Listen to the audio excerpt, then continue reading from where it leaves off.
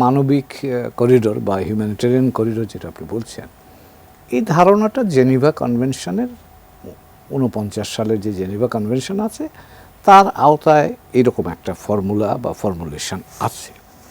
পরে 1990 সালে জাতিসংঘ প্রথম এটা একটা রেজলিউশন আকারে তারা অনুমোদন দেয় বা এটাকে অ্যাপ্লাই করার জন্য একটা ফর্মুলা তৈরি করে।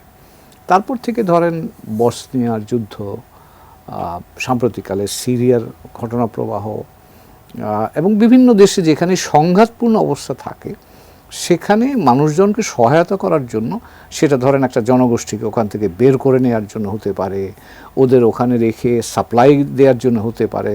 সাম্প্রতিককালে গাজাতেও কিন্তু এটা টেস্ট করা হয়েছে।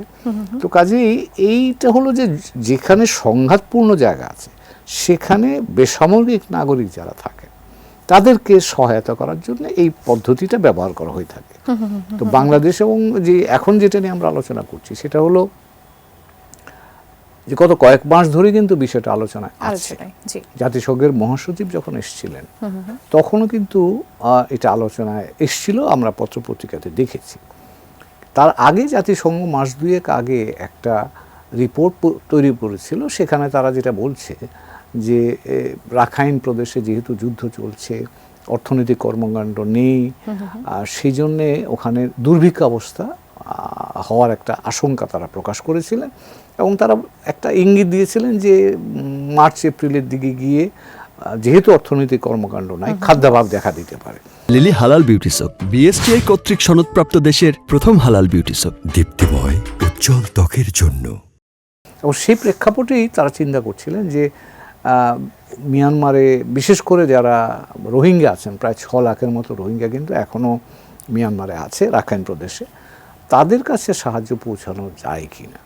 তারই প্রেক্ষাপটে তারা বাংলাদেশকে অনুরোধ করেছিলেন যে বাংলাদেশে সাহায্য সামগ্রী, মানবিক সাহায্য সামগ্রী জাতিসংঘ হয়তো বাংলাদেশে নিয়ে আসলো, বাংলাদেশ এটা মিয়ানমারে যাওয়ার ক্ষেত্রে প্যাসেজ যেটাকে বলা হচ্ছে এই প্যাসেজটা যদি দেয়।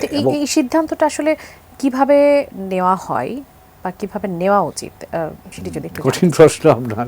এটা আমার যতখানি ধারণা বা আমি যেটুকু আমার অভিজ্ঞতা আমি বুঝতে পেরেছি, এখানে 4টা প্রতিষ্ঠান অ্যালাইন্ড হতে হবে। জাতিসংঘের আওতায় যদি হয় তাহলে জাতিসংঘ প্রধান ভূমিকা পালন করবে। বাংলাদেশ সরকারের সাথে জাতিসংঘ একটা ধরনের একটা আন্ডারস্ট্যান্ডিং বা চুক্তি যদি বলেন সেটা করবে।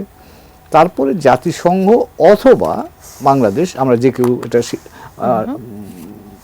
নিজেদের আলাপ আলোচনার মধ্যে দিয়ে সিদ্ধান্ত নিতে পারি।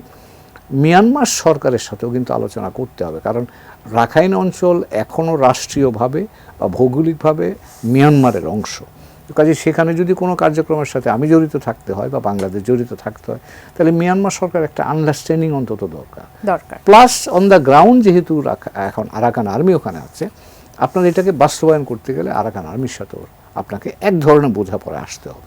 তো তার অর্থ দাঁড়ালো জাতিসংঘ, বাংলাদেশ, আরাকান আর্মি, মিয়ানমার সরকার, এই 4টা এন্টিটিকে আপনার অ্যালাইন হলে তারপরে আসবে এই যে আপনি বলছিলেন নীতিগত সিদ্ধান্ত হয়েছে, মানে কি বাংলাদেশ এটা সহায়তা দিতে মোটামুটি রাজি হয়েছে। এখন আসবে মডালিটিসগুলো, কিভাবে এটা হবে, কাজটা কিভাবে হবে, তখনই কিন্তু কতদিনের জন্য হবে, কার ভূমিকা কি হবে, এটা নিরাপত্তা কিভাবে হবে, ওখানে গেলে মিয়ানমারের যাদের কাছে আমরা এটা পৌঁছাতে চাই তাদের ওখানে কিভাবে পৌঁছবে, তার নিশ্চয়তাটা কিভাবে হবে, এই বিষয়গুলো কিন্তু আপনার লিখিতভাবে থাকতে হয়। এবং এটা আরও একটা জিনিস সতর্ক থাকতে হয়, যেহেতু আমরা মানবিক কথা বলছি, এমনি তো বাজারে গুজব আছে যে অন্যান্য কেউ এটা অন্য কাজে ব্যবহার করতে চায় কিনা, তো সেটাকেও আপনি যদি দূরীভূত করতে চান সেই ধরনের আশঙ্কা, তাহলে এখানে আপনি যখন এটা ডকুমেন্টটা তৈরি হবে এই শর্তগুলো এর মধ্যে এটা কিন্তু স্পষ্ট করে বলা থাকবে।